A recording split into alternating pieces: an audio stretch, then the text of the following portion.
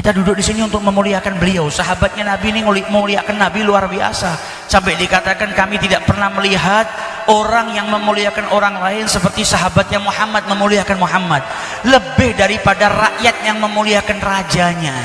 Bahkan hayawan itu kalau ketemu sama Rasulullah, ada kambing yang bersujud, ada unta ketika melihat Rasulullah bersujud.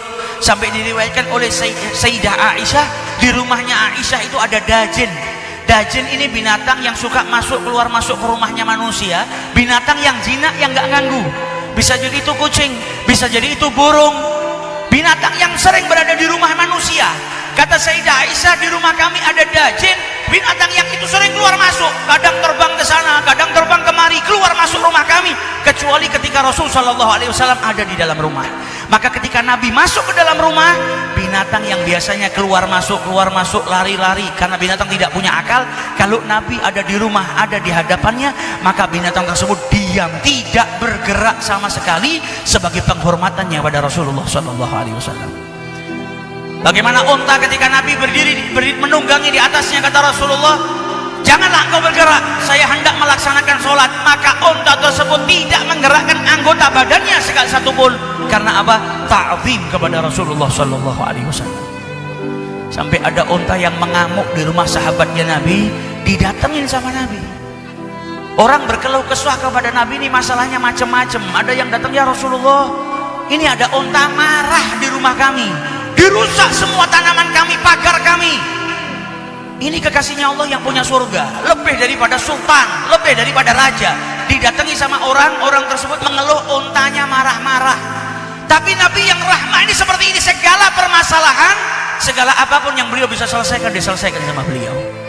Didatangi rumah orang tersebut, ketika unta tadi dalam keadaan marah melihat Rasulullah, langsung mendekati Nabi perlahan-lahan, menundukkan kepalanya, sujud di hadapan Rasulullah SAW. Dan Nabi bisa berbicara dengan siapapun, bukan hanya dengan unta, dengan segala macam binatang apapun bisa. Karena apa? Setiap mukjizat para nabi diberikan kepada Rasulullah SAW. Maka dielus kepalanya oleh Nabi Muhammad, ditanya, kenapa engkau marah? Kemudian unta tersebut menjelaskan, ya Rasulullah, saya dipekerjakan oleh majikan saya dengan pekerjaan yang berat-berat, namun saya tidak diberi makan yang cukup. Maka Nabi marah. Nabi marah kepada sang pemilik unta. Kemudian Nabi mengharamkan bagi siapapun yang punya binatang, kemudian diperintahkan kerja di atas kemampuannya, fauqa taqatiha, di atas daripada kemampuannya, kemudian tidak diberi makan cukup. Nabi marah kepada mereka. Maka sahabat-sahabat Rasulullah yang saat itu mendengar ucapan Nabi Muhammad SAW, mereka berkata, apa kalau begitu kami minta maaf ya Rasulullah, mulai detik ini unta ini hanya akan kami kasih makan dan kami pelihara, dan kami tidak izinkan unta ini untuk bekerja. Ta'ziman li Rasulillah sallallahu alaihi wasallam. Bagaimana dengan keledai Nabi yang sangat cinta sama Nabi, namanya Ya'fur. Cintanya sama Nabi luar biasa. Ketika Nabi wafat, Ya'fur ini sudah tidak mau hidup di muka bumi ini. Maka dia menceburkan dirinya, loncat ke sumur kering, bunuh diri karena tidak ingin hidup setelah wafatnya Rasulullah SAW. Kita ini umatnya, kalau kita nggak punya cinta seperti hayawan-hayawan tadi, seperti tadi, ya berarti kita kalah dengan hayawan yang hanya dikasih sama Allah syahwat tanpa akal. Andai kata ada orang yang tidak bahagia dengan kelahirannya Nabi, tidak bahagia dengan munculnya Nabi di muka bumi ini, tidak suka dengan majelis-majelis yang disebutkan nama kekasihnya, berarti hatinya masih kosong dengan kecintaan kepada Rasulullah SAW. Padahal cintanya Nabi luar biasa. Kalau sama hayawan saja cintanya seperti itu, apalagi sama kita umatnya. Sampai diriwayatkan, walaupun para ulama mengatakan ini riwayat sanadnya dhaif, tapi ini bukan sesuatu yang mustahil buat Nabi. Andai kata ini memang benar dhaif dan tidak terjadi kepada Rasulullah SAW, maka itu bukan berarti Nabi tidak memiliki rahmat seperti dalam kisah tersebut, bahkan melebihi daripada itu. Nabi ini cintanya luar biasa. Diriwayatkan Nabi ini pernah menggantikan seekor rusa yang ditawan oleh seorang A'rabiyun yang menangkapnya ketika berburu. Nabi menggantikan posisinya karena si rusa tadi ingin pulang menyusui anaknya dan berjanji hendak kembali ke tempatnya. Maka Nabi menjadi badil, menjadi pengganti daripada rusa tersebut, berdiri di tempatnya sebagai tawanan.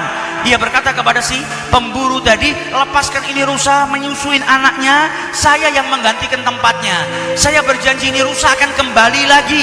Nabi Muhammad menggantikan tawanan rusa, sehingga diriwayatkan rusa tadi kembali ke anaknya, mau nyusuin anaknya. Salaya berkata, hayya Isra'i, cepat, ayo kalian menyusu kepada saya, sesungguhnya yang menggantikan saya saat ini ditawan oleh si pemburu adalah Nabi besar Muhammad SAW. Maka kedua anak rusa yang mau nyusu tadi bilang apa? Haram bagi kami mengenyangkan perut kami dan Rasulullah menjadi tawanan sebagai pengganti ibuku. Maka pergilah kau kepada Rasulullah SAW. Maka rusa ini kembali kepada Rasulullah menceritakan kisah anaknya. Nabi meneteskan air mata. Orang yang menangkap rusa tadi berkata, ya Muhammad, kenapa engkau menangis? Ini rusa kembali sesuai dengan perkataanmu yang tadinya saya tidak percaya. Lantas mengapa kau saat ini menangis? Maka apa kata Rasulullah? Diceritakan tentang kisah anak rusa yang tidak mau menyusu tadi, dan orang Arabi tadi yang menangkap rusa tadi berkata, asyhadu annaka nabiyyur rahmah, aku bersaksi kalau engkau ini benar-benar nabi yang bawa rahmatnya Allah subhanahu wa ta'ala, sampai cintamu kepada rusa tadi seperti itu.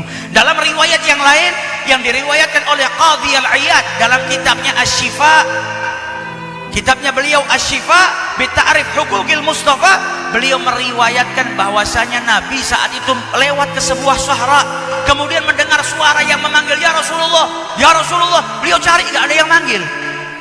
Akhirnya suara yang dari belakang tadi, Nabi mendekat, ternyata ada seekor rusa yang sedang terikat. Aku ini diburu oleh orang tersebut, kemudian aku tertangkap. Sebetulnya aku ke hutan ini untuk cari makan supaya air susuku keluar. Aku punya dua anak yang saat ini menunggu diriku dan aku ingin pulang ke sana untuk menyusuinya. Maka dia meminta kepada Rasulullah, atliquni ya Rasulullah, lepaskan aku. Saya berjanji akan kembali lagi ke sini.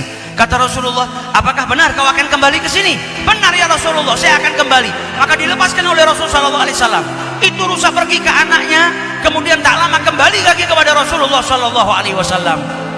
Dan orang Arab yang punya rusa tadi, yang memburu rusa tadi, melihat kejadian itu di depan matanya.